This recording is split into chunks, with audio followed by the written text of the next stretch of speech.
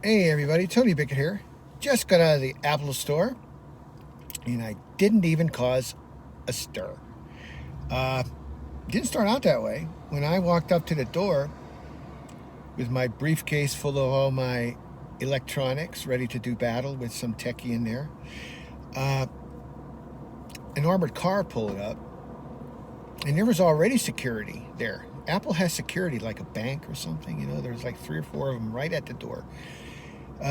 So I'm walking in with this guy, security on top of security, the armored car guy who had a gun, and that's how I got there. I needed like an escort.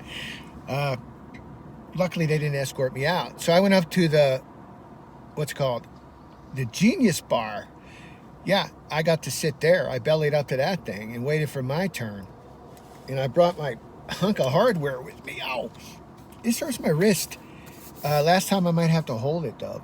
This is what I've been using since 2011 and stopped working.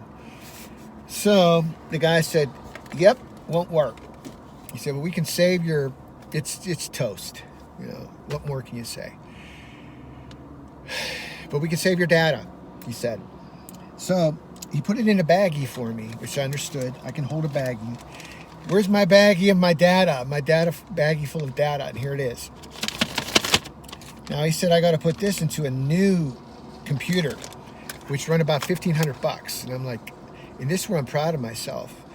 I'm like, "Sir, do they let you wear a hat with something on it?" Well, I asked him that question first, because he had a hat on like me, but there was nothing on his hat. And he said, "No, they don't." And you noticed that. I'm like, "Yeah. I bet you they let you wear a little Apple signia on there, though, if you want." He goes, "Yep, they would." So he liked me because I was kind of smart about stuff. Anyway, where was I? Oh, he said that we can get you. You don't need a computer. You need an iPad, because everything you do on that thing. Plus, you need to downsize anyway. I told him about my travels and how I'm a dispersed camper and all that. And I said, "Well, what do they run?" He said, "Oh, the one you need is only about $329.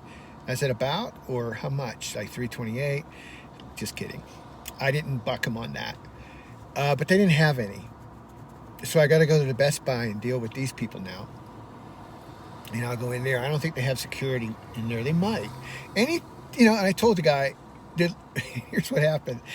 The lady next to me, on the stool next to me at the Genius Bar, she was elderly. And her husband, I don't think he could talk. He was just standing there kind of leaning on her with his cane. Had a hat on, like a derby hat, like from the 20s. And she had something going on with her computer. I couldn't make out what it was. But she was not happy. She couldn't communicate because it's kind of loud in there. There's like Apple chatter going on. And she's like, "I can't hear you." And the lady she got a lady. I had this guy who had long hair and a hat with nothing on it. The lady was nice, They're trained to deal with people like us. But her phone rang, and she couldn't find a phone. It was right on the bar, and she picked it up, and I guess it was her granddaughter. She said, "I can't hear you, Martha." No, it wasn't Martha. It must have been Madeline or something. No. What's an M name that happened after 1960? Mary? No. After 1960. Maxine? No.